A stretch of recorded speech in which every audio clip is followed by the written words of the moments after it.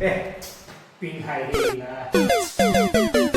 आपने बीजीएमआई खेलला बेलू ए प्रॉब्लम फेस करछन कि ए वीडियो टी शेष करछन देखंतु मु पांचटी इंपोर्टेंट टिप्स देबी जो द्वारा कि आपण आपनकर प्रॉब्लम टी सॉल्व करि परिबे। जदि आपण निजर मोबाइल डाटा यूज करी गेम खेलुछंती ताहले आपनकर मोबाइल डाटा को 4G किबा 5G गोटे थिरे लॉक करी रखंतु कारण बारंबार 4G network 5G network fluctuate हेले पिंग हाई होय। टिप नंबर 2 होची जेतेबेले भी आपण वाईफाई नेटवर्क सहित कनेक्ट हे गेम खेलुछंती सबबळे वाईफाई राउटर पाखरे रहिबाक चेष्टा करंतु। तृतीयटी होची मोबाइल रो बैकग्राउंड ऐप सब बंद करंतु आ गेमिंग मोड ऑन करी सबबळे गेम खेलंतु।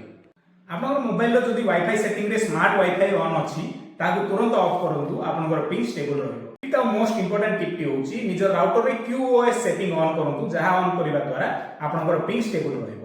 एई सेटिंग केमिति ऑन करिवार अछि जानिबाकू एई चैनल को फॉलो करंतु आ आपनकर गेमर भाई मानकू शेयर करंतु। Thank you.